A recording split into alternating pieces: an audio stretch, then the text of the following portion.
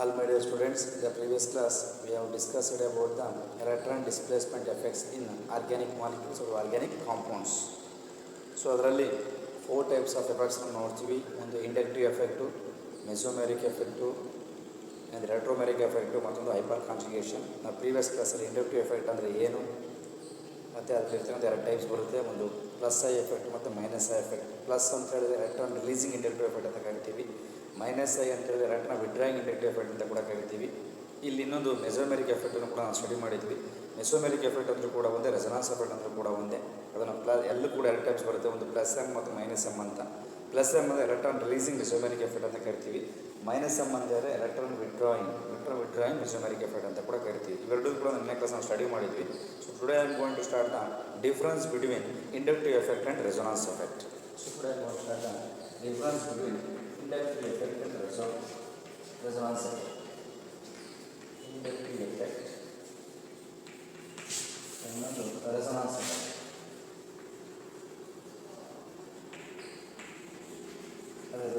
ಇದನ್ನು 2 ಮಾರ್ಕ್ಸಿಗೆ ಎಕ್ಸಾಮ್ ಕೇಳ್ತಾರೆ. Write any two difference between inductive effect and resonance effect ಅಂತ ಕೂಡ ಹೇಳ್ತಾರೆ. ಅಥವಾ resonance effect nothing but mesomeric effect ಅಂತ ಕೂಡ ಕರಿತೀವಿ. ಫಸ್ಟ್ನೇದೇನು ಇಲ್ಲಿ ಹೇಳಿರ್ಬೋದು, inductive displacement of sigma electrons. Displacement of sigma, ಇಲ್ಲಿ displacement of pi electrons. Displacement of pi electrons. ಗೊತ್ತಾ, ಇಲ್ಲಿ ಸಿಗ್ಮಾ ಎಲೆಕ್ಟ್ರಾನ್ಸ್ಗಳು ಇನ್ವಾಲ್ವ್ ಆದರೆ ಅದು ಇಂಡಕ್ಟಿವ್ ಎಫೆಕ್ಟು, ಪೈ ಎಲೆಕ್ಟ್ರಾನ್ಸ್ಗಳು ಇನ್ವಾಲ್ವ್ ಆದರೆ ಅದು ರೆಸೊನಾನ್ಸ್ ಎಫೆಕ್ಟ್. ಎರಡನೇದು, so electrons gets partially displaced, electrons gets complete displaced. ಇಲ್ಲಿ ಅರ್ಧ ಬರ್ತದೆ ನೋಡಿ. ಎಲೆಕ್ಟ್ರಾನ್ಸ್ ಗೆಟ್ಸ್ ಪಾರ್ಷಿಯಲಿ, ಕಂಪ್ಲೀಟ್ ಅಲ್ಲ ಅಂತ. Electrons gets partially displaced. ಇಲ್ಲಿ electrons gets completely displaced. Electrons gets completely displaced. Electrons gets completely displaced. Okay, so ಇಲ್ಲಿ electrons gets partially displaced, electrons gets completely displaced. Next, operates in saturated system. ಇದು operates in saturated system. Operates in saturated system. So ಇಲ್ಲಿ resonance effect operates in conjugated system. ಹೇಳಿದಲ್ಲ, what is conjugate system? So an alternative aliphatic and aromatic compounds containing alternate single and double bond, that we can call it as the conjugate system. Conjugate system ಅಂದರೆ ಏನಪ್ಪ ಅಂತ ಹೇಳಿದ್ರೆ, ಅಲಿಫ್ಯಾಟಿಕ್ ಅಂತ ಹೇಳಿದ್ರೆ open chain compounds, aromatic ಅಂತ ಹೇಳಿದ್ರೆ closed chain compounds ಅಂತ ಕರಿತೀವಿ. ಅಲಿಫ್ಯಾಟಿಕ್ ಮತ್ತು ಆರೋಮ್ಯಾಟಿಕ್ ಕಾಂಪೌಂಡ್ಸ್ಗಳಲ್ಲಿ single bond, double bond, alternate ಬಂತು ಅಂದರೆ that system is called as the conjugate system ಅಂತ ಕರಿತೀವಿ. So this resonance effect operates in conjugated system ಅಂತ ಕರಿತೀವಿ. ಇಲ್ಲಿ operates in conjugated system. Operates in conjugated system. So ಇನ್ನೊಂದು example ನೋಡೋದಾದರೆ, ಇನ್ನೊಂದು ಡಿಫರೆನ್ಸ್ ನೋಡೋದಾದರೆ, so does not involve delocalisation of electrons. Does not involves delocalisation of electrons. ಇಲ್ಲಿ involves delocalisation, involves delocalisation of electrons. So very clear ಕಟ್ಟಾಗಿ ಹೇಳ್ತಾ ಹೋಗ್ತಾರೆ. So this is very very important. ನೀವು ಯಾವುದಾದ್ರು ಒಂದು 3 ಡಿಫ್ರೆನ್ಸ್ ನೆನ್ಪಿಟ್ಕೊಂಡ್ರೆ ಸಾಕು. 3 ಮಾರ್ಕ್ಸಿಗೆ ಹೇಳಿದಾಗ ಸೊ ಒಂದು 3 ಡಿಫ್ರೆನ್ಸ್ ಬರೋದು ಸಾಕು. 2 ಕಡೆ ಬರೀಬೇಕು. ಇಲ್ಲೂ 3 ಡಿಫ್ರೆನ್ಸು, ಇಲ್ಲೂ 3 ಡಿಫ್ರೆನ್ಸ್ ಇರಬೇಕು. 2 ಮಾರ್ಕ್ಸಿಗೆ ಕೇಳಿದಾಗ 2 ಡಿಫ್ರೆನ್ಸ್ ಬರೋದು ಸಾಕು. ಸೊ ಹಾಗಾಗಿ ಒಂದು 4 ನಾನು ಹೇಳ್ತಾ ಇದ್ದೀನಿ. ನೀವು ಸಾಕಷ್ಟು ಡಿಫ್ರೆನ್ಸ್ ಇರ್ಬೋದು. ನಿಮಗೆ ಈಸಿಯಾಗಿ ನೆನಪಲ್ಲಿ ಇಟ್ಕೊಳ್ತಕ್ಕಂಥ 4 ಡಿಫ್ರೆನ್ಸ್ಗಳು ನೆನಪಲ್ಲಿ ಇಟ್ಕೊಂಡ್ರೆ ಸಾಕು. ಸೊ 2 ಮಾರ್ಕ್ಸಿಗೆ ಕೇಳಿದಾಗ ನಾವು ವ್ಯಾಲ್ಯೂಷನ್ ಮಾಡುವಾಗ ಎಕ್ಸ್ಪೆಕ್ಟ್ ಮಾಡ್ತಕ್ಕಂಥದ್ದು 4 ಡಿಫ್ರೆನ್ಸ್ ನೋಡ್ತೀವಿ. ಈ ಸೈಡ್ 2 ಡಿಫ್ರೆನ್ಸು, ಈ ಸೈಡ್ 2 ಡಿಫ್ರೆನ್ಸ್. ಅಲ್ಲಿಗೆ ಸೊ 2 ಡಿಫ್ರೆನ್ಸ್ ಇದ್ದರೆ ಸಾಕು. ಸೊ ನಾವು ಹೈಯೆಸ್ಟ್ ಮಾರ್ಕ್ಸ್ ಅಂದರೆ ಕೆಮಿಸ್ಟ್ರಿಯಲ್ಲಿ ಇರ್ತಕ್ಕಂಥದ್ದು 3 ಮಾರ್ಕು. ಸೊ ಹಾಗೆ 5 ಮಾರ್ಕ್ ಇರ್ಬೋದು. 5 ಮಾರ್ಕ್ ಕ್ವಶನ್ಸಲ್ಲಿ 3+2 ಅಂತ ಮಾಡ್ತಾರೆ, ಇಲ್ಲಾಂದರೆ 2+2+1 ಅಂತ ಮಾಡ್ತಾರೆ. ಹೈಯೆಸ್ಟ್ ಮಾರ್ಕನ್ನು 5 ಮಾರ್ಕ್ಸ್ ಅಂತ ಎಲ್ಲೂ ಕೂಡ ಇಲ್ಲ. ಜನರಲಾಗಿ ಹೇಳೋದು ಮಾತ್ರ 5 ಮಾರ್ಕ್ ಅಂತ ಹೇಳ್ತಾರೆ. 5 ಮಾರ್ಕ್ಸ್ ಕ್ವಶನ್ಸ್ ಇಲ್ಲ, 3+2 ಅಂತಲೇ ಮಾಡೋದು. ಹಾಗಾಗಿ 3 ಮಾರ್ಕ್ಸಿಗೆ ಕೇಳಿದಾಗ 3 ಡಿಫ್ರೆನ್ಸಸ್ ಏನೋ ಫಾರ್ ಒನ್ ಸೈಡ್. ಇಲ್ಲಿ 3, ಇಲ್ಲಿ 3. ಏನಾದರೂ 2 ಮಾರ್ಕ್ಸಿಗೆ ಕೇಳಿದ್ರೆ 2 ಡಿಫ್ರೆನ್ಸ್ ಏನೋ ಈ ಸೈಡ್ ಇಷ್ಟು ಬರ್ಕೊಂಡು ಸಾಕಾಗುತ್ತೆ. ಬಟ್ ವೆರಿ ಕ್ಲಿಯರ್ ಆಗಿ ಹೇಳ್ತಾರೆ ಇಂಡಕ್ಟಿವ್ ಎಫೆಕ್ಟ್ ಅಂದರೆ ಇಟ್ ಆಪರೇಟ್ಸ್ ಅಥವಾ ಇಟ್ ಡಿಸ್ಪ್ಲೇಸ್ಮೆಂಟ್ ಆಫ್ ಸಿಗ್ಮಾ ಎಲೆಕ್ಟ್ರಾನ್ಸ್ಗಳಿದ್ರೆ ಮಾತ್ರ ಅದು ಇಂಡಕ್ಟಿವ್ ಎಫೆಕ್ಟ್. ಇಲ್ಲಿ ಪೈ ಎಲೆಕ್ಟ್ರಾನ್ ಡಿಸ್ಪ್ಲೇಸ್ಮೆಂಟ್, ಇಲ್ಲಿ ಎಲೆಕ್ಟ್ರಾನ್ಸ್ ಆರ್ ಪಾರ್ಷಿಯಲಿ ಡಿಸ್ಪ್ಲೇಸ್ಡ್. ಯಾವ electrons? Sigma electrons are partially displaced ಅಂತ ಕರಿತೀವಿ. ಇಲ್ಲಿ general electrons are completely displaced ಅಂತ ಹೇಳ್ತಾರೆ. ಸೊ ಇಲ್ಲಿ ಬಂದಾಗ operates in saturated system. General ಆಗಿ inductive effect operates in saturated system. But ಇಲ್ಲಿ resonance effect operates in the conjugated system. Conjugate ಅಂದರೆ ಗೊತ್ತಲ್ಲ ಜನರಲ್ಲಾಗಿ aliphatic and aromatic compounds consisting or containing alternate single and double bond. That system is called as the conjugate system ಅಂತ ಕೂಡ ಕರಿತಾ ಹೋಗ್ತೀವಿ. So and last one is does not involves delocalisation of electrons. But here delocalisation of electrons are takes place. So ಹಾಗಾಗಿ ಇಷ್ಟು ಡಿಫ್ರೆನ್ಸನ್ನು ನೋಡಿಕೊಂಡ್ರೆ ವೆಲ್ ಮೆಂಟ್. So this is the difference between inductive effect and resonance effect. So ಎರಡು effect ಕೂಡ ಆಗಿದೆ. So we move on to the third effect is called as the electromeric effect. Electromeric effect ಅಂತ ನೋಡೋಣ. This electromeric effect ನ ಈ effect ಅಂತ ಕೂಡ ನಾವು ಹೇಳ್ತಾ ಹೋಗ್ತೀವಿ. So move on to the next effect is called electromeric effect. Electromeric effect. This is called as electromeric effect. So ಇಲ್ಲಿ electromeric effect ಅಂದರೆ in this effect ಹೇಳುವಾಗ ಸೊ ವೆರಿ ಕ್ಲಿಯರ್ ಆಗಿ ಹೇಳ್ತಾರೆ it is a temporary effect but a complete transfer of multiple bond to one of the atoms in the presence of the attacking reagent. So generally this type of effect observed in multiple bonds in between the compounds, in between the carbon atoms, multiple bonds. It is a temporary effect.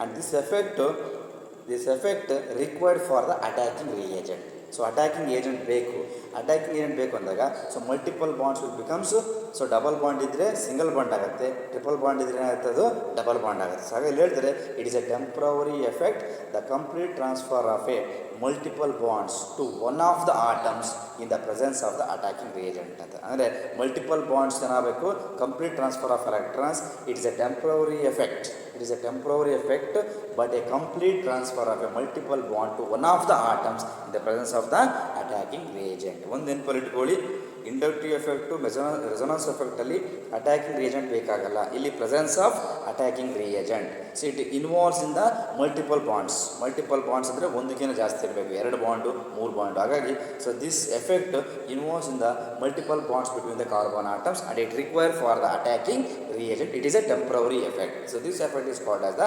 electromeric effect ಅಂತ ಕೂಡ ಕರೀತಾ ಹೋಗ್ತೀವಿ. electromeric effect ಅನ್ನು ನೋಡೋದಾದ್ರೆ so carbon ಈ ರೀತಿ ಒಂದು alkene, this is alkene, double bond ಇದ್ರೆ ಇದು alkene. So this is in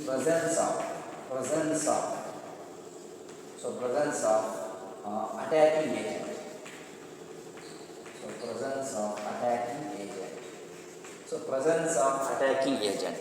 Presence of attacking. So that we can get clear. So this is positive and negative.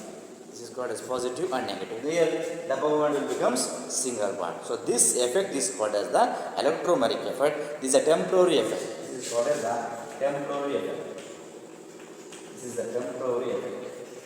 This effect is called as the temporary effect. Permanent effect alla. So ಅಲ್ಲಿ permanent effect, inductive effect ಆಗುತ್ತೆ. This is called as the temporary effect. So here also there are 2 types of effect.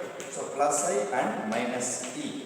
So plus E ಮತ್ತು minus E ಒಂದು ನೆನಪಿಟ್ಕೊಳ್ಳಿ, inductive effect ಅಂತ ಬರುತ್ತೆ, ಅದರಲ್ಲಿ 2 type ಬರುತ್ತೆ.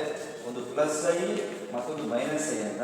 ಇನ್ನೊಂದು resonance effect ಮೆಸೊಮೆರಿಕ್, plus M ಮತ್ತೊಂದು minus M ಅಂತ ಬರುತ್ತೆ. ಇಲ್ಲಿ ಪ್ಲಸ್ ಎಮ್ ಅಂತ ಹೇಳಿದಾಗ the electron displacement away from the substituent ಅಂತ ಹೇಳ್ತೀವಿ. Electron displacement takes place away from the substituent ಅಂತ ಹೇಳಿದ್ರೆ ಅದು ಪ್ಲಸ್ ಐ.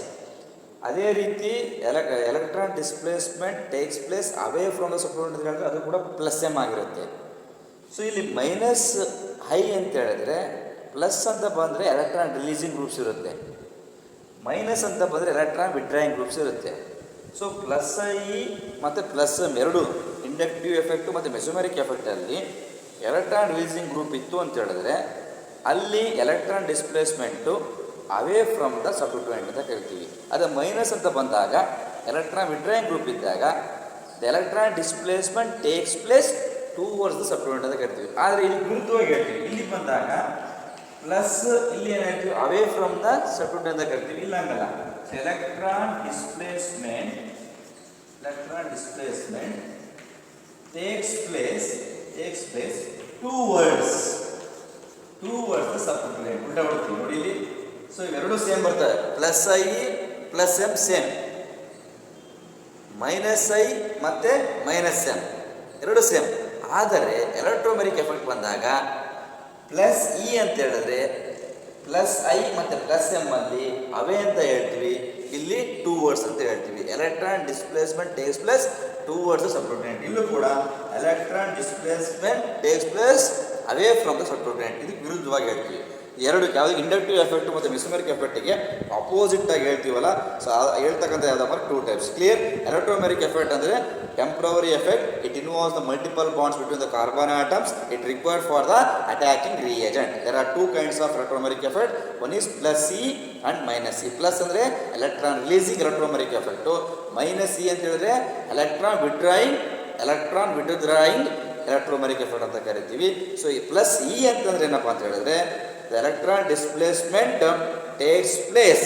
ಅವೇ ಅಂತ ಹೇಳಬಾರ್ದು, ಅಲ್ಲಿ ಅವೇ ಅಂತ ಹೇಳ್ತೀವಿ. ಪ್ಲಸ್ ಐ ಮತ್ತು ಪ್ಲಸ್ ಎಮ್ ಅಲ್ಲಿ, ಪ್ಲಸ್ ಐ ಪ್ಲಸ್ ಎಮ್ ಅಲ್ಲಿ ಅವೇ ಅಂತ ಹೇಳ್ತೀವಿ. ಇಲ್ಲಿ ಹೇಳುವಾಗ ಪ್ಲಸ್ ಇ ಅಂತ ಹೇಳಿದ್ರೆ ಎಲೆಕ್ಟ್ರಾನ್ ರಿಲೀಸಿಂಗ್ ಗ್ರೂಪ್ ಇದ್ದಾಗ ಅದಕ್ಕೆ ಅಪೋಸಿಟ್ ಆಗಿ ಹೇಳ್ತೀವಿ. ಹೇಗೆ ಹೇಳ್ತೀವಪ್ಪ ಅಂತ ಹೇಳಿದ್ರೆ electron displacement takes place towards the substituent ಅಂತ ಹೇಳಿದ್ರೆ plus E, electron displacement takes place away from the substituent ಅಂತ ಹೇಳಿದ್ರನ್ನ ಮೈನಸ್ ಸಿ ಅಂತ ಕರಿತೀವಿ. That's all. ಸೊ ಹಾಗಾಗಿ so this is the brief introduction and statement about the types of electromagnetic effects.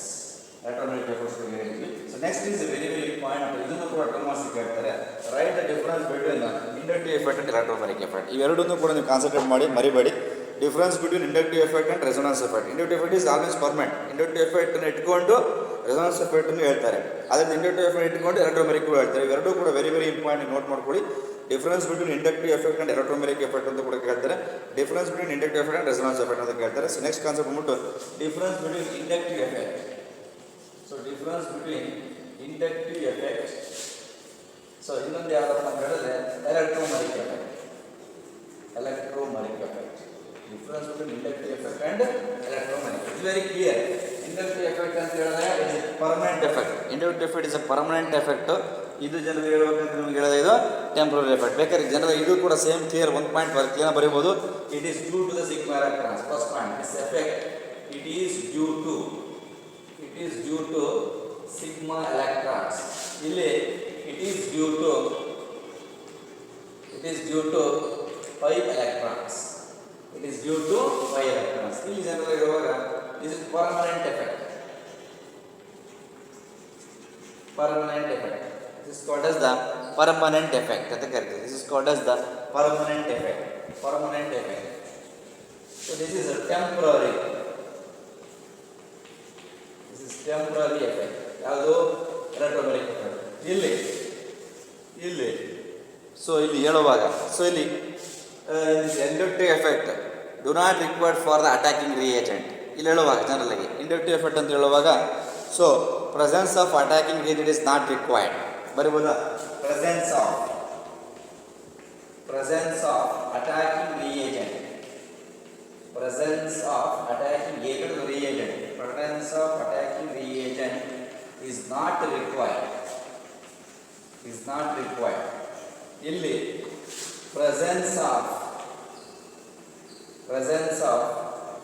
attacking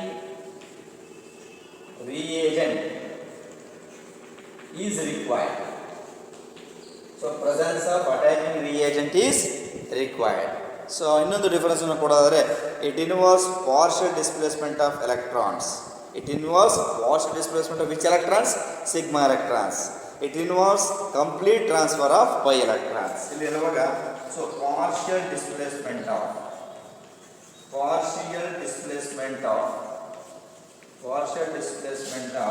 sigma electrons. ಇಲ್ಲಿ is a 4 difference. Complete transfer of pi electrons. Complete transfer of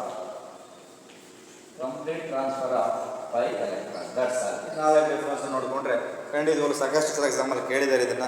right any two difference between inductive effect and resonance effect ಅಂತ ಕೂಡ ಅಲ್ಲಿ ಕೇಳ್ತಾರೆ.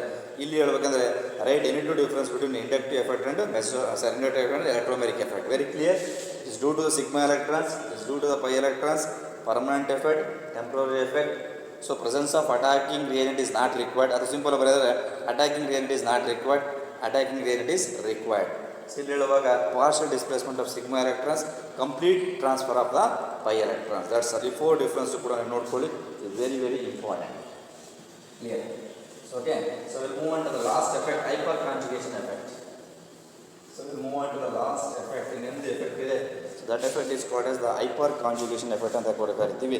So this hyperconjugation effect ಅಂತ ನಾವು ಹೇಳ್ತೀವಿ. ಅದನ್ನು ಇನ್ನೊಂದು ಹೆಸರು ಕೂಡ ಹೇಳ್ತಾರೆ ಬೇಕರ್ ಆ್ಯಂಡ್ ನ್ಯಾಥನ್ ಅಂತ. ಬೇಕರ್ ಮತ್ತು ನ್ಯಾಥನ್ ಸೈಂಟಿಸ್ಟ್ ಕೂಡ ಅಬ್ಸರ್ವ್ ಮಾಡ್ತಾರೆ ಇದನ್ನ. So Baker and Nathan observe that alkyl groups shows that inductive effect in the following decreasing order. Inductive effect ಹೇಳ್ತಾರೆ. ಅದ್ರ ಜೊತೆಗೆ ಇನ್ನು ಹೇಳ್ತಾರೆ however the same alkyl groups when attached to an unsaturated system such a double bond and a benzene ring, so the order of the inductive effect is actually reversed. It is called hyperconjugation ಅಂತ ಕರೀತಾರೆ. ಇಲ್ಲೇನಾದ್ರು ಮಾಡಿ ಹೇಳ್ಬಿಡ್ತೀನಿ ನಿಮಗೆ. hyperconjugation hyperconjugation next effect is called as the hyperconjugation. The hyperconjugation effect ನೋಡಿದ್ರೆ ಯಾರಪ್ಪ baker and ನ್ಯಾಥನ್. Baker and ನ್ಯಾಥನ್ ನೋಡಿ ಹೇಳ್ತಾರೆ hyper conjugation effect ಅಂತ ನಾವು ಹೇಳ್ತೀವಿ. ಹೈಪರ್ ಕಾಂಜುಗೇಷನ್ ಅಂತ ಹೇಳಿದ್ರೆ ಬೇಕರ್ ಆ್ಯಂಡ್ ನ್ಯಾಥನ್ ಎರಡು ಜನ ಸೈಂಟಿಸ್ಟ್, ಬೇಕರು ಮತ್ತು Nathan. Baker and Nathan observe that alkyl groups shows the inductive effect in the following decreasing order. ಅಂದರೆ Baker and Nathan observe that alkyl ಗ್ರೂಪ್ಸ್ಗಳು ಅವ್ರೇನು ಮಾಡ್ತಾರಪ್ಪ ಅಂದರೆ ಬೇಕರ್ ಮತ್ತು ನ್ಯಾಥನ್ ಅವರು ಏನು ಅಬ್ಸರ್ವ್ ಮಾಡ್ತಾರಪ್ಪ ಅಂದರೆ ಆಲ್ಕೈಲ್ ಗ್ರೂಪ್ಸ್ ಇಂಡಕ್ಟಿವ್ ಎಫೆಕ್ಟನ್ನು ತೋರಿಸ್ತವೆ in the decreasing order, in the following decrease order. ಯಾವುದು ಟ್ರೈ ಮೀಥೈಲು, ಡೈ ಮತ್ತು ಹೇಳುವಾಗಲಿ ಟರ್ಷರಿ ಬಿಟ್ಟು ಟರ್ಷರಿ, ಅದರ ಜೊತೆಗೆ ಸೆಕೆಂಡರಿ, ಪ್ರೈಮರಿ ಈ ಥರ ಬರ್ತದೆ ನೋಡಿ. ಬರೋದನ್ನ CH3C is greater than CH3 to CH ಈ ರೀತಿ. Clear? Next CH3 CS increasing order and CS3. This is called tertiary alkyl group. This is called isopropyl. This is isopropyl. This is called ethyl. This is ethyl. And this is called as the methyl.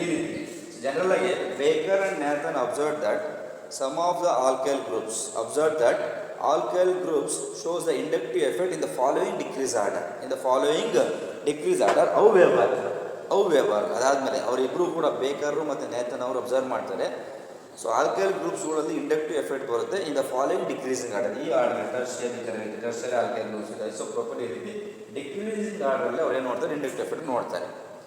However, so these the same alkyl groups when attached to an unsaturated system, ಇದೇ alkyl ಗ್ರೂಪ್ಗಳು ಏನಾದರೂ ಅನ್ಸ್ಯಾಚುರೇಟ್ ಸಿಸ್ಟಮಿಗೆ attach ಆದರೆ such a double bond and a benzene ring, the order of the inductive effect is reversed. That is called as the hyperconjugation ಅಂತ ಕರೀತಾರೆ. Same ನೆನ್ಪಿಟ್ಕೊಳ್ಳಿ, Baker Nathan observe ಮಾಡಿದ point ಏನಪ್ಪ ಅಂದರೆ alkyl ಗ್ರೂಪ್ಸ್ಗಳು shows inductive effect in the decreasing order of their energies ಅಂತ ಕರಿತೀವಿ. Decreasing order ಈ ರೀತಿ ತೋರಿಸ್ತಾರೆ. ಸೊ ಟರ್ಷರಿ, ಸೆಕೆಂಡರಿ, ಪ್ರೈಮರಿ ಅಂತ ತೋರಿಸ್ತಾರೆ.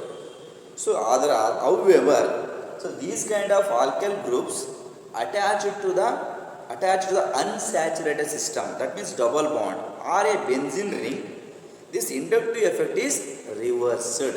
That we can call it as the hyperconjugation ಅಂತ ಕರೀತಾರೆ. ಎಷ್ಟು ಚೆನ್ನಾಗಿ ಹೇಳ್ತಕ್ಕಲೇ ನೋಡ್ಬಿಟ್ಕೊಳ್ಳಿ. ಅದೇ ಆಲ್ಕೈಲ್ ಗ್ರೂಪ್ಸ್ಗಳು ಏನಾದರೂ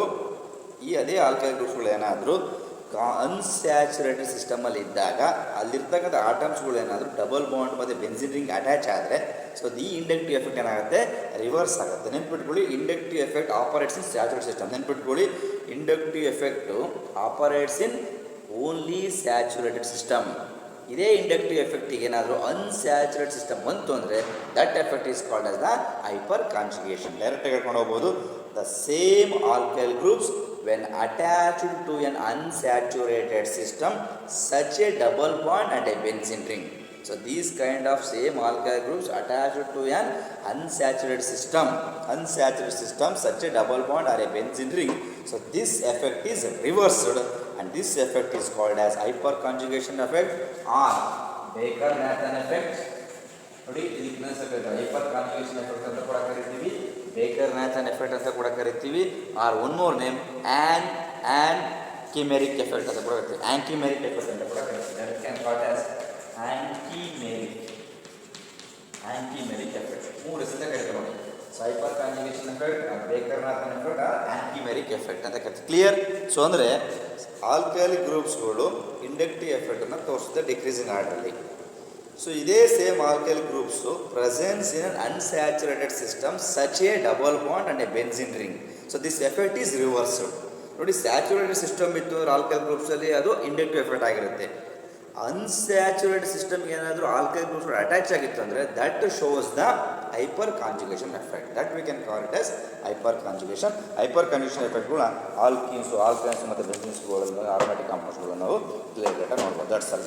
ಇಲ್ಲಿ ತನಕ ಕ್ಲಾಸಲ್ಲಿ going to study about the 4 important effects: inductive effect, mesomeric effect, resonance effect ಮತ್ತು ಹೈಪರ್ ಕಾಂಜುಗೇಷನ್. ಎಲ್ಲೂ ಕೂಡ ಡಿಫರೆನ್ಸ್ ಬಿಟ್ವೀನ್ ಇಂಡಕ್ಟಿವ್ ಎಫೆಕ್ಟ್ ಮತ್ತು ಹೈಪರ್ ಕಾಂಜುಗೇಷನ್ ಕೂಡ ಕೇಳಿಲ್ಲ. ಇವೆರಡು ಭಾಳ ಇಂಪಾರ್ಟೆಂಟು.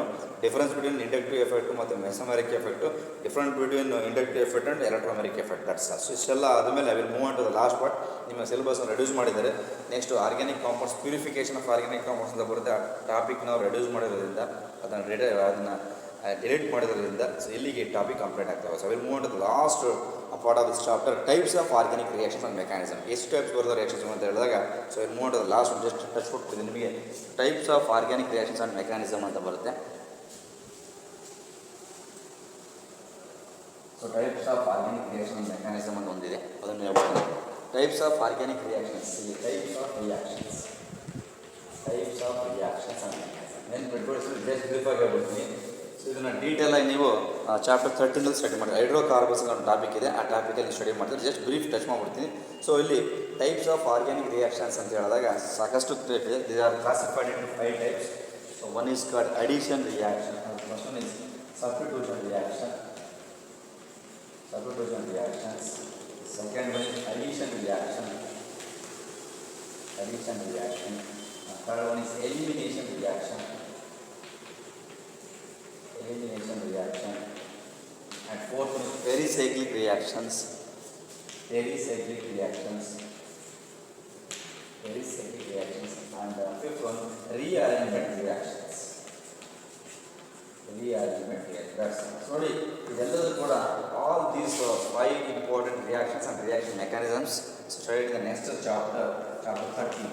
ಸೊ ಚಾಪ್ಟರ್ 13 ಹೈಡ್ರೋಕಾರ್ಬನ್ಸ್ ಇದೆ, ಆ ಟಾಪಿಕಲ್ಲಿ ನಾವು ಸ್ಟಡಿ ಮಾಡ್ತಾ ಹೋಗ್ತೀವಿ. ಜಸ್ಟ್ ನಿಮಗೆ ಗೊತ್ತಿರಲಿ, ಟೈಪ್ಸ್ ಆಫ್ ರಿಯಾಕ್ಷನ್ಸ್ ಅಂತ ಹೇಳಿದ್ರೆ, types of reactions can be classified into 5 types: addition reactions, substitution reactions, elimination reactions and pericyclic reactions ಮತ್ತು ರೀಅರೇಂಜ್ಮೆಂಟ್ ರಿಯಾಕ್ಷನ್ಸ್. ಸೊ ಇದನ್ನು ಡೀಟೇಲಾಗಿ ನಾವು ಚಾಪ್ಟರ್ 13 ಸ್ಟಡಿ ಮಾಡ್ತಾ ಹೋಗ್ತೀವಿ, ಅದನ್ನು ನೋಡ್ಕೊಳ್ಳಿ. ಸೊ ಇದು ಮೂಡೋದು last part one is resonance structure of benzene ಅಂತ ಬರುತ್ತೆ, ಅಲ್ಲಿ ಕೆಕ್ಯುಲೇರ್ ಸ್ಟ್ರಕ್ಚರ್ ಅಂತ ಒಂದು ಬರುತ್ತೆ, ಮತ್ತೊಂದು ಬಾಂಡ್ ಲೈನ್ ಸ್ಟ್ರಕ್ಚರ್ ಅಂತ ಬರುತ್ತೆ. ನಿಮಗೆಲ್ಲ ಗೊತ್ತಿದೆ ರೆಸೊನಾನ್ಸ್ ಸ್ಟ್ರಕ್ಚರ್ಸ್ ಬೆನ್ಸಿನ್ ಅಂತ ಹೇಳಿದಾಗ ಜನರಲ್ ಗೊತ್ತಿದೆ. ಬೆನ್ಸಿನ್ ಈ ರೀತಿ ಬರ್ಕೊಂಡು ಹೋಗ್ತಿರ್ತಾರೆ. This is called as benzene ಅಂತ ಅರ್ಥ ಮಾಡ್ತೀನಿ ಜನರಿಗೆ. ಈ ರೀತಿ ಬಂಡೆ ಬೆನ್ಸಿನ್ ಬರಬೇಕು, alternate double and single bond. So that we can call as structure for benzene. ಈ ಸ್ಟ್ರಕ್ಚರ್ನ ಕೊಟ್ಟಿದ್ದು ಯಾರಪ್ಪ ಅಂದರೆ this structure. So this structure is called as Kekule's structure. Is called as the Kekule's structure. ಏನು ಬಿಟ್ಬಿಟ್ಟಿದ್ದಾರೆ ಒಂದು ಮಾರ್ಕ್ಸ್ಗೆ write the Kekule's structure for benzene ಅಂದರೆ ಈ ರೀತಿ ಬಿಡಿಸಿ ಬರೀಬೇಕಾಗುತ್ತೆ. ಸೊ ಇಲ್ಲಿ ಕಾಮನ್ ಆಗಿ ಸ್ಟ್ರಕ್ಚರ್ ಬರೀಬೇಕಂದ್ರೆ ದಿಸ್ ಇಸ್ ಕಾಲ್ಡ್ ಆಸ್ ಈ ರೀತಿ bond line. This is called as the bond line benzene structure. This is called as bond line benzene. ನಾನು ಬಿಗಿನಿಂಗಲ್ಲಿ ನಿಮಗೆ ಹೇಳಿದ್ದೀನಿ ಅದರೊಳಗೆ, ಅಲ್ಲಿ ಡಾಟ್ ಲೈನ್ ಸ್ಟ್ರಕ್ಚರ್ ಅಂತ ಬರುತ್ತೆ, ಲೇವಿ ಸ್ಟ್ರಕ್ಚರ್ ಅಂತ ಬರುತ್ತೆ, ಡ್ಯಾಶ್ ಲೈನು, ಬಾಂಡ್ ಲೈನು ಮತ್ತು ಕಂಡೆನ್ಸ್ಡ್ ಸ್ಟ್ರಕ್ಚರ್ ಅಂತ ಕರಿತೀವಿ. ಆರ್ಗ್ಯಾನಿಕ್ ಕಾಂಪೌಂಡ್ಸ್ಗಳು 4 ಥರ ನಾವು ಸ್ಟ್ರಕ್ಚರ್ನ ಕೊಡ್ತೀವಿ. ಸೊ ಒಂದು ಅಲ್ಲಿ ಡಾಟ್ ಸ್ಟ್ರಕ್ಚರನ್ನ ಕೊಡ್ತೀವಿ, ಮತ್ತು ಒಂದು ಡ್ಯಾಶ್ ಲೈನನ್ನು ಸ್ಟ್ರಕ್ಚರ್ನ ಕೊಡ್ತೀವಿ, ಬಾಂಡ್ ಲೈನ್ ಸ್ಟ್ರಕ್ಚರ್ನ ಕೊಡ್ತೀವಿ, ಮತ್ತು ಕಂಡೆನ್ಸ್ ಸ್ಟ್ರಕ್ಚರನ್ನು ಕೂಡ ಕರಿತೀವಿ. ಇದನ್ನು ಬಾಂಡ್ ಲೈನ್ ಅಂತ ಕೂಡ ಕರಿತಾ ಹೋಗ್ತೀವಿ. ಇನ್ನೊಂದು ಕೂಡ this is called the Kekule structure. ಇದನ್ನು bond line structure for benzene ಅಂತ ಕೂಡ ಹೇಳ್ತಾ ಹೋಗ್ತೀವಿ. ರೆಸೊನಾನ್ಸ್ ಸ್ಟ್ರಕ್ಚರ್ ಅಂತ ಹೇಳಿದಾಗ ಸೊ ಜಸ್ಟ್ ರೆಸೊನಾನ್ಸ್ ಸ್ಟ್ರಕ್ಚರ್ ಅಂತ ನೋಡಿ ಜನರಲ್ಲಾಗಿ. ಸೊ ಇಲ್ಲಿ ಜನರಲ್ಲಾಗಿ ಈ ರೀತಿ ಶಿಫ್ಟ್ ಆಗ್ತಾ ಹೋಗುತ್ತೆ. ಶಿಫ್ಟ್ ಹೇಳಿದೆಲ್ಲ delocalization of electrons within the boundary ಅಂತ ಹೇಳ್ತೀವಿ. Dislocation of electrons between the alternative double and single and double bonds. That we can call it as the benzene ಅಂತ ಕರಿತಾ ಹೋಗ್ತೀವಿ. ಇದು ಜಸ್ಟ್ ನೋಡ್ಕೊಂಡ್ರೆ ಸಾಕಾಗುತ್ತೆ. ಸೊ ಇವತ್ತಿನ ಇಲ್ಲಿಗೆ some basic principles and techniques chapter complete ಆಗಿದೆ. First chapter organic chemistry topically ನೀವು ಏನಪ್ಪ ಜಾಸ್ತಿ ನೆನಪಲ್ಲಿ ಇಟ್ಕೋಬೇಕಂದ್ರೆ ಸೊ UPSC ನೇಮ್ಸನ್ನು ಮಾಡೋದು ನೆನಪಲ್ಲಿ ಇಟ್ಕೊಳ್ಳಿ, ಚೆನ್ನಾಗಿ ಪ್ರಾಕ್ಟೀಸ್ ಮಾಡಿ. ಆ ರೂಲ್ಸ್ಗಳು ನಾನು ಹೇಳಿದ್ದೀನಿ ನಿಮಗೆ, ಲಾಂಗೆಸ್ಟ್ ಚೈನ್ ರೂಲು ಮತ್ತು ಲೋಯೆಸ್ಟ್ ಆರ್ಮ್ ರೂಲು ಮತ್ತು lowest number two the function groups ಮತ್ತು ಪ್ರೆಸೆನ್ಸ್ ಆಫ್ ಐಡೆಂಟಿಕಲ್ ಗ್ರೂಪ್ಸ್ ಅಂತ ಕೂಡ ನಾನು ಹೇಳಿದ್ದೀನಿ. ಅದರಲ್ಲಿ ಆರ್ಗ್ಯಾನಿಕ್ ಕಾಂಪೌಂಡ್ಸ್ನ ಬರೆದುಬಿಟ್ಟು ಯಾವ ರೀತಿ ಅಂತ ಟೇಬಲ್ ಕಾಲಮ್ನ ಹೇಳ್ಕೊಟ್ಟಿದ್ದೀನಿ ನಿಮಗೆ. ಆಲ್ಕೋಲಿ ಏನು ಫಂಕ್ಷನ್ ಗ್ರೂಪ್ ಬರುತ್ತೆ, ಸಫಿಕ್ಸ್ ಆ್ಯಂಡ್ ಪ್ರಿಫಿಕ್ಸ್, ಈ ಟಾಪಿಕಲ್ಲಿ ಬ್ರೀಫಾಗಿ ನೋಡ್ಕೊಂಬಿಟ್ರೆ ಫಂಕ್ಷನ್ ಗ್ರೂಪ್ ಅಂದರೆ ಏನು, ಯಾವ ಫಂಕ್ಷನ್ ಇದ್ದರೆ ಆ ಕಾಂಪೌಂಡ್ಸ್ ಐಡೆಂಟಿಫೈ ಮಾಡೋದು ಯಾವ ರೀತಿ, ಚೈನ್ಗಳಾಗಿ. ಸೊ ಫಸ್ಟ್ ಭಾಳ ಇಂಪಾರ್ಟೆಂಟ್ ಕಾನ್ಸೆಪ್ಟ್ ಈ ಟಾಪಿಕಲ್ಲಿ ನಾನು ನಿಮಗೆ ಹೇಳಬೇಕಾಯ್ತು ಅಂತ ಹೇಳಿದ್ರೆ, ಸೊ ನೇಮಿಂಗ್ IUPAC ನೇಮಿಂಗ್ ಇದೆಯಲ್ಲ, IUPAC naming for organic compounds ಯಾವ ರೀತಿ IUPAC ನೇಮ್ಸನ್ನು ಮಾಡ್ತೀರ ಅನ್ನೋದಿಲ್ಲ, ಅದೊಂದು ಕಾಂಪೌಂಡ್ನ ಆದಷ್ಟು ಕಾನ್ಸಂಟ್ರೇಟ್ ಮಾಡಿ ಯಾವ ಟೆಕ್ಸ್ಟ್ ಬುಕ್ಸ್ಗೆ ರೆಫರ್ ಮಾಡ್ಕೊಂಡು ಓದ್ಕೊಳ್ಳಿ, ಅದನ್ನು ನೋಡ್ಕೊಳ್ಳಿ. ನಾನು ಸಾಕಾಗಿ ವಿಡಿಯೋದಲ್ಲಿ ಹೇಳಿದ್ದೆ ನನಗೆ ಅರ್ಥ ಆಗಿಲ್ಲ, ನಿಮ್ಗೆ 2 ಸಾವಿರ 3 ಸಾವಿರ ವೀಡಿಯೋಸ್ ಕೇಳಿ ಅದ್ರ ಜೊತೆಗೆ ವರ್ಕೌಟ್ ಮಾಡ್ಕೊಂಡು ಟ್ರೈ ಮಾಡಿ. ಅದ್ರ ಜೊತೆ ಇನ್ನೊಂದು ಐಸೋಮೆರಿಸಮ್ ಇನ್ ಆರ್ಗ್ಯಾನಿಕ್ ಕಾಂಪೌಂಡ್ಸ್ ಅಂತ ಬರುತ್ತೆ. ಸೊ ಅದರಲ್ಲಿ ನೀವು ಹೇಳುವಾಗ ಸ್ಟ್ರಕ್ಚರಲ್ ಐಸೋಮೆರಿಸಮ್ ಮತ್ತು ಸ್ಟೀರಿಯೋ ಐಸೋಮೆರಿಸಮ್ ಅಂತ ಬರುತ್ತೆ. ಸ್ಟ್ರಕ್ಚರಲ್ ನಮಗೆ ವೆರಿ ಇಂಪಾರ್ಟೆಂಟ್, ಒಂದು 3 ನೆನ್ಪಿಟ್ಕೊಂಡ್ರೆ ಸಾಕು, 5 ಬೇಡ, 5 ಬರ್ತದರಲ್ಲಿ. ಒಂದು ಬರ್ತಕ್ಕಂಥದ್ದು ಯಾವುದೋ ಚೈನ್ ಅಂತ ಒಂದು ಬರುತ್ತೆ, ಪೊಸಿಷನ್ ಅಂತ ಬರುತ್ತೆ, ಮತ್ತು ಫಂಕ್ಷನಲ್ ಐಸೋಮೆರಿಸಮ್, ಅದ್ರ ಜೊತೆಗೆ ಮೆಟಾಮೆರಿಸಮ್ ಮತ್ತು ಟಾಟಾಮೆರಿಸಮ್ ಅಂತ ಬರುತ್ತೆ. ಅಟ್ಲೀಸ್ಟ್ ನೀವು 3 ನೆನ್ಪಿಟ್ಕೊಂಡ್ರೆ ಸಾಕು. ಆ ಚೈನ್ ಐಸೋಮೆರಿಸಮು, ಪೊಸಿಷನ್ ಐಸೋಮೆರಿಸಮ್ ಮತ್ತು ಇನ್ನೊಂದು ಯಾವುದು ಫಂಕ್ಷನಲ್ ಐಸೋಮೆರಿಸಮ್, ಅದನ್ನು ಸ್ಟೇಟ್ಮೆಂಟು ವಿತ್ ಒಂದು ಎಕ್ಸಾಂಪಲ್ ನೆನ್ಪಿಟ್ಕೊಂಡ್ರೆ ವೆಲ್ ಆ್ಯಂಡ್ ಗುಡ್ ಅಂತ ಹೇಳ್ತೀವಿ. ಸೊ ಅದ್ರ ಜೊತೆಗೆ ಬೇರೆ ಇಂಪಾರ್ಟೆಂಟ್ ಕಾನ್ಸೆಪ್ಟ್ಗಳು ಯಾವ್ಯಾವ ಹೇಳಿದಾಗ ಆ ಒಂದು ಇಂಡಕ್ಟಿವ್ ಎಫೆಕ್ಟ್ ಮತ್ತು ರೆಸೊನಾನ್ಸ್ ಎಫೆಕ್ಟ್ ಅಂತ ಹೇಳಿದ್ದೀನಿ ಅಲ್ಲಿ. ಸೊ ಇಂಡಕ್ಟಿವ್ ಎಫೆಕ್ಟ್, ರೆಸೊನಾನ್ಸ್ ಎಫೆಕ್ಟ್ ಮತ್ತು ಮೆಸೊಮೆರಿಕ್ ಎಫೆಕ್ಟ್ನ ಸ್ಟೇಟ್ಮೆಂಟ್ ಕಲಿತು ಪರವಾಗಿಲ್ಲ, ಡಿಫ್ರೆನ್ಸ್ನ ನೋಡಿಕೊಂಡ್ರೆ ವೆಲ್ ಆ್ಯಂಡ್ ಗುಡ್ ಈ ಟಾಪಿಕಲ್ಲಿ. ಅದ್ರ ಜೊತೆಗೆ ಕ್ಲಾಸಿಫಿಕೇಷನ್ ಆಫ್ ಆರ್ಗ್ಯಾನಿಕ್ ಕಾಂಪೌಂಡ್ಸ್ ಬರುತ್ತಲ್ಲ, ಸ್ವಲ್ಪ ನೀವು ಅದನ್ನು ನೋಡಿಕೊಂಡ್ರು ಈಸಿಯಾಗಿ ತಿಳ್ಕೊಬೋದು. ಆಮೇಲೆ ಸ್ಟ್ರಕ್ಚರ್ ಯಾವ ರೀತಿ ಬರೀಬೇಕು, ಬಾಂಡ್ ಲೈನ್, ಡ್ಯಾಶ್ ಲೈನ್ ಅಂತ ನೋಡಿಕೊಂಡ್ರೆ ಸಾಕು ಈ ಚಾಪ್ಟರ್ಸ್. ಓಕೆ, ಇಲ್ಲಿಗೆ ಈ ಚಾಪ್ಟರ್ ಮುಗಿತು. ಸೊ ನೆಕ್ಸ್ಟ್ ಕ್ಲಾಸಲ್ಲಿ ನೆಕ್ಸ್ಟ್ ಟಾಪಿಕ್ ಅಂತ ತೊಗೊಳೋಣ. Okay, thank you.